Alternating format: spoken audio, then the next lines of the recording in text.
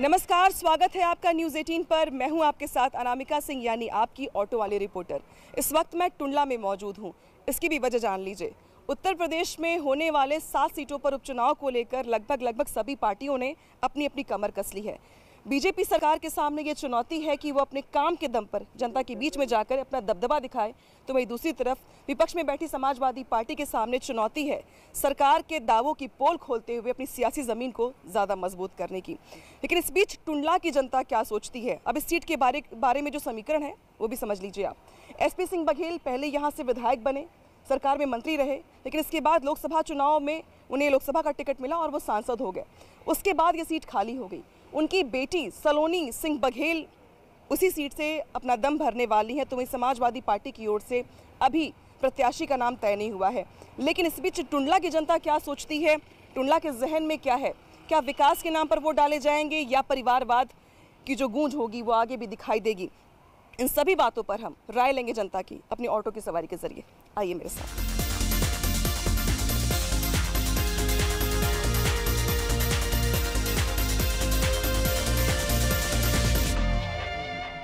Tundla station से निकलकर हमारी जो ऑटो की सवारी है वो जा रही है दीपा का चौराहा के पास, क्योंकि दीपा का चौराहा एक ऐसा चौराहा है टुंडला में जहाँ पे आपको हर तरीके के लोग मिल जाएंगे, हर वर्ग के, हर उम्र के, हर जाति के लोग मिल जाएंगे, जहाँ पर हमारे लिए जानना आसान होगा कि भाई टुंडला की जो जनता है वो विकास किस तरीके से तलाश रही है, क्या ऐसी बातें हैं, क्या ऐसी चीज़ें हैं, क्या लोगों की मांग है, क्या लोगों की राय है।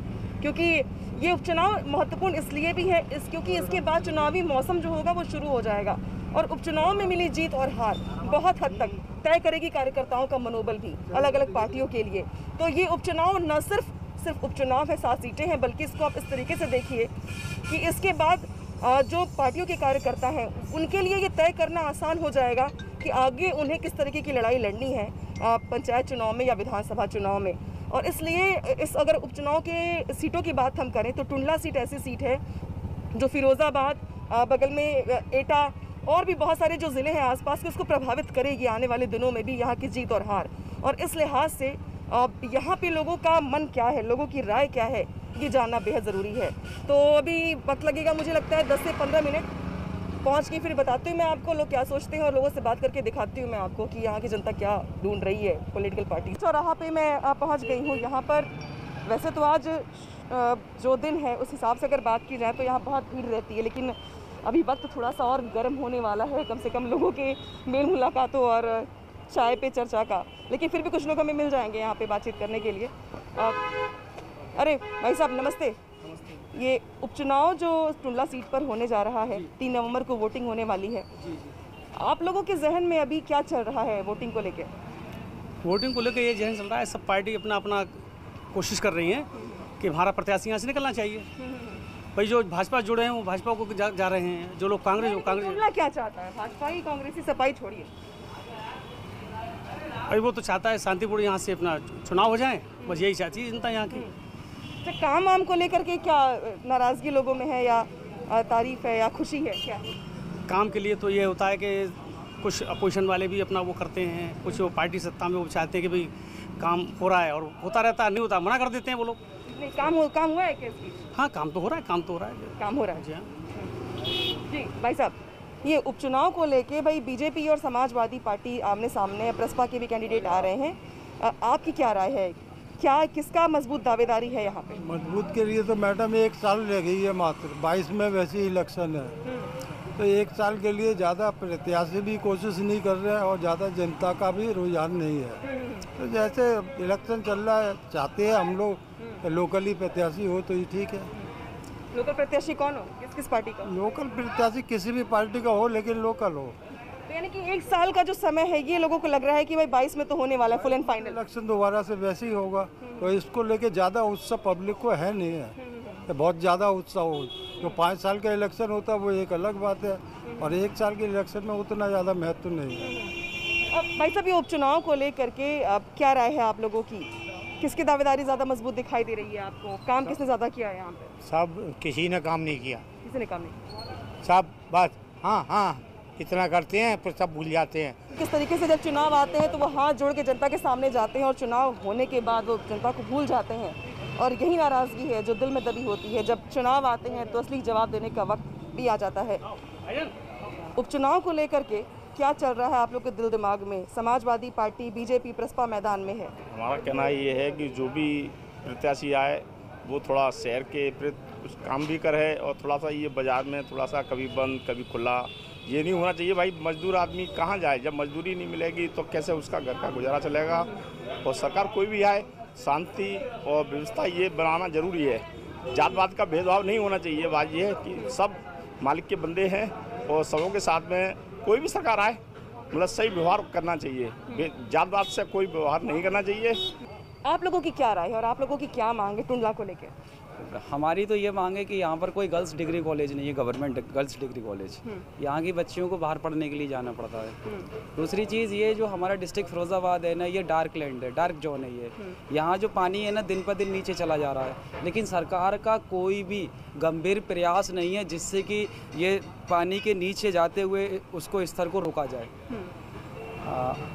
नए तालाबों को खोदना या दूसरी चीज़ है वो चीज़ नहीं है। रही बात विकास की, तो विकास अगर चुनाव धर्मवाद और जातिवाद पर होता है तो भारतीय जनता पार्टी जीतेगी। अगर चुनाव विकास के नाम पर होता है तो समाजवादी पार्टी या बसपा का कैंडिडेट जीतना चाहिए। समय चूँकि चुनाव का आ रहा है तो उन वादों को भी याद दिलाया जा रहा है कि गंदे पानी की निकासी को लेकर, पीने के पानी की समस्या को लेकर के बहुत हद तक बातें कही गई हैं, लेकिन काम नहीं हुआ है। हम और भी लोगों से बात करेंगे।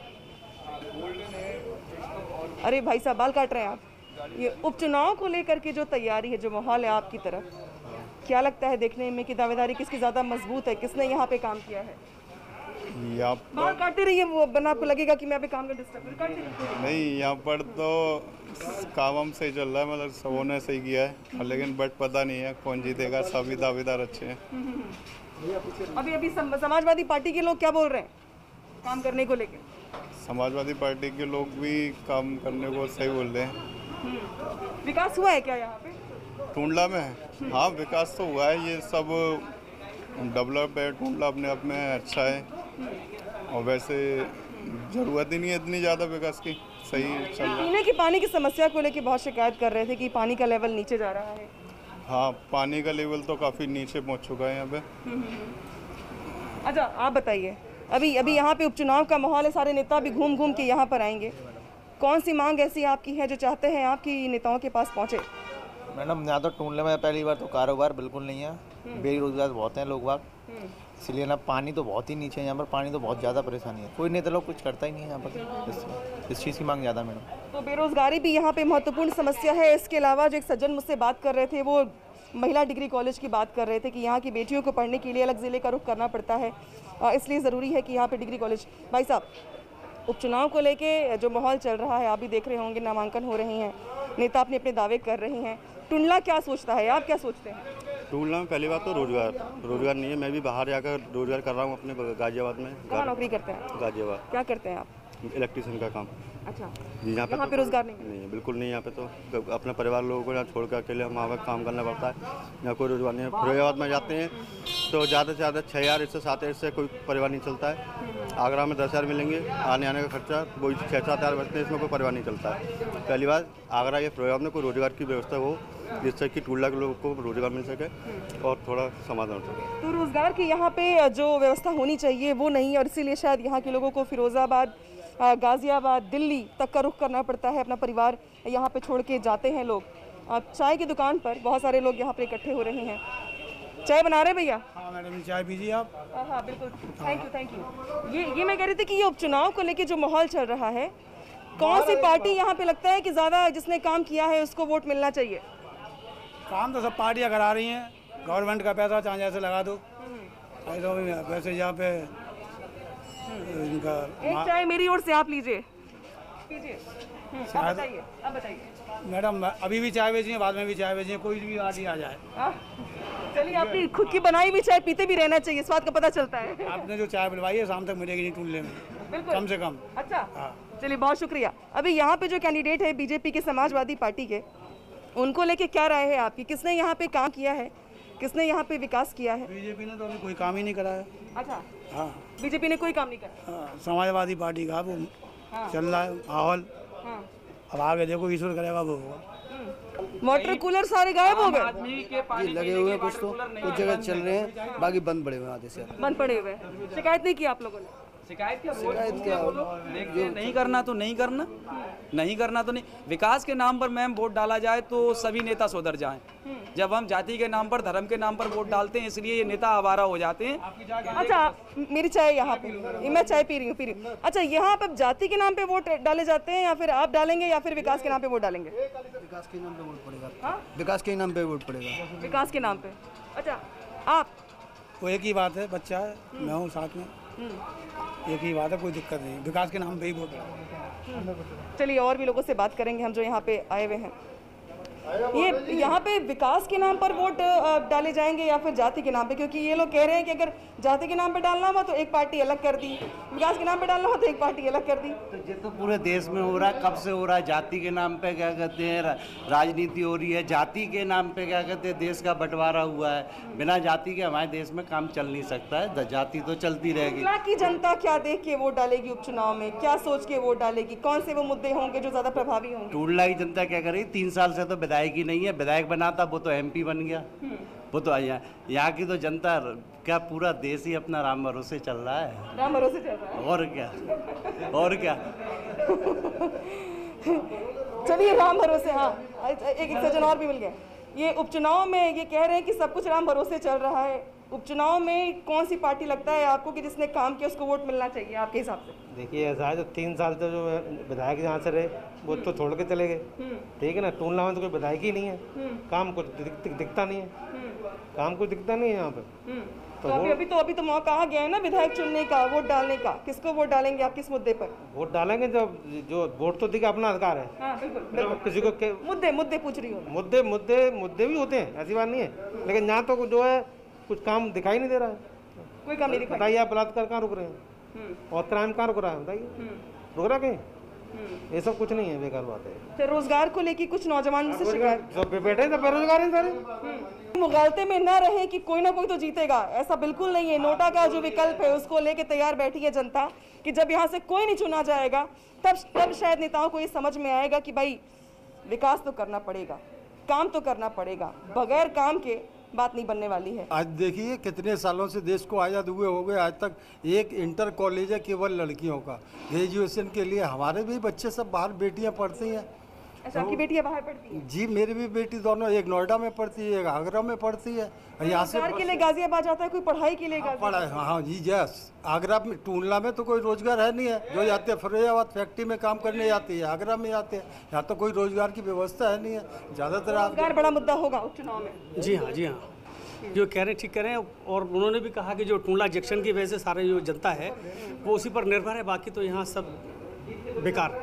तो जो लोग ये मान रहे हो कि ये जो उपचुनाव है ये 2022 का वार्म अप है, तो ये मान के चलें कि टुंडला की जो जनता है वो नाराज़गी बहुत ज़्यादा है। और इस बात को लेकर किसी एक पार्टी से नाराज़गी नहीं है, लगभग सभी पार्टियों से नाराज़गी है कि इतने सालों के बाद भी यहाँ पर रोज़गार की कोई परमानेंट व्यवस्था नहीं है। महिलाओं के लिए, लड़कियों के लिए डिग्री कॉलेज नहीं है, वाटर लेवल बहुत नीचे जा चुका है, लेकिन फिर भी इस तरफ किसी का ध्यान नहीं है।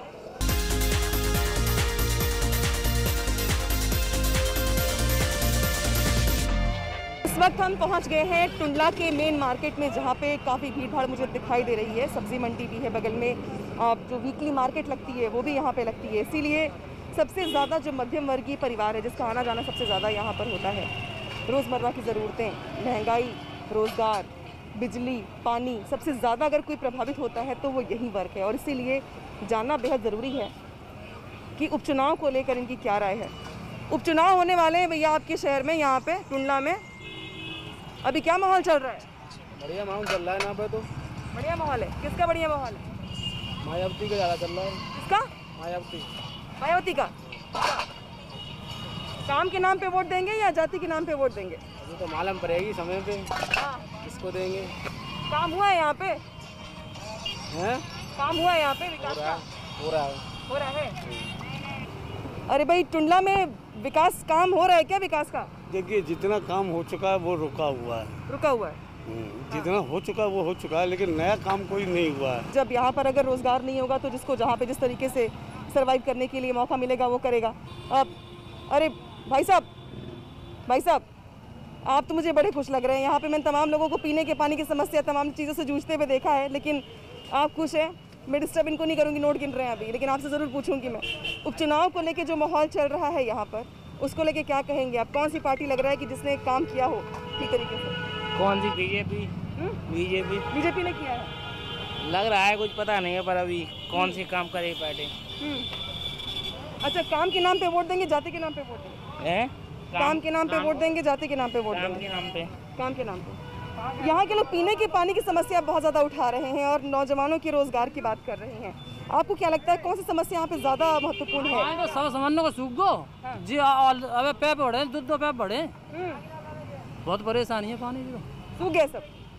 खाने के लिए तो है नहीं है, मोबाइल कहाँ से लेके आए बच्चों को? ऑनलाइन क्लास क्या पढ़ा रहे हैं? वो कुछ पढ़ा भी नहीं रहे हैं, पैसे तो देने हैं, क्योंकि वो तो मजबूरी है, नहीं पढ़ाएंगे तो बच्चों का भविष्य तो खराब होना है, बस ये सोच रखा है। तो ताल ठोकने वाली चुनाव में पार्टियों के लिए संदेश जनता का ये भी है कि न सिर्फ बिजली पानी सड़क, बल्कि जो निजी स्कूलों की मनमानी है उस पर भी लगाम लगाना होगा। और जिस तरीके से कोरोना काल के बाद हालात थोड़े ख़राब हुए हैं, इस पर भी ध्यान देना होगा। टुंडला में हम लगातार चौराहे पर घूम करके जाने की कोशिश कर रहे हैं कि भाई वो कौन कौन से मुद्दे हैं जिसको छूना बेहद ज़रूरी है।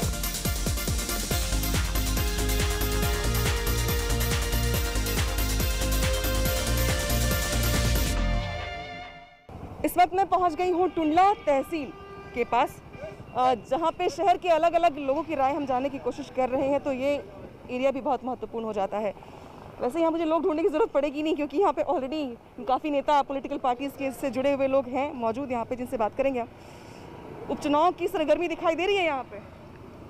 हाँ, सरगर्मी है चुनाव की, और क्या, चुनाव तो शुरू हो ही गया है यहाँ से। दावे और वादे तो समाजवादी पार्टी और बीजेपी की ओर से भी किए जा रहे हैं, क्या कहेंगे ऐसे लोग?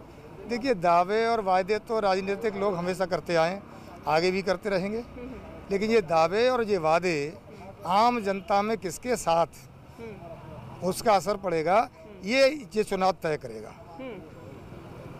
उपचुनाव की अगर हम बात करें तो यहाँ पे विकास का मुद्दा कौन कौन सा है जो लगता है आपको कि इस पर बात होनी चाहिए और इस उपचुनाव में यही मुद्दे प्रभावी होने वाले हैं? यहाँ पर टुंडला में खास तौर से खारा पानी है। खारा पानी है। खारे पानी पर हमारी पार्टी का विशेष मुद्दा होगा। पीने का पानी बहुत गंदा आता है और ये बहुत बेसिक प्रॉब्लम है यहाँ की।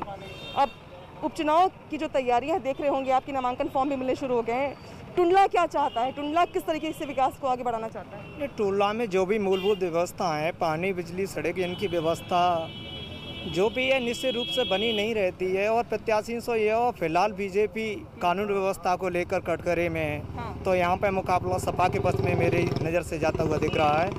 जब से बीजेपी की सरकार बनी है तब से जो देश के, हमारे प्रदेश के अंदर, देश के अंदर जो व्यवस्थाएं थी, जो बेटियों का नारा देने वाले कि बेटी बचाओ बेटी पढ़ाओ वाला, देखिए हाथरस में क्या हुआ, और अन्य जगह जगह जो व्यवस्थाएं हो रही हैं, बेटियां सुरक्षित नहीं हैं, लड़के सुरक्षित नहीं हैं, जगह जगह मर्डर हो रहे हैं। तमाम उत्तर प्रदेश के अंदर जितने मर्डर हुए हैं, इससे पहले जो सरकार रही उन सरकारों में इतने मर्डर नहीं हुए।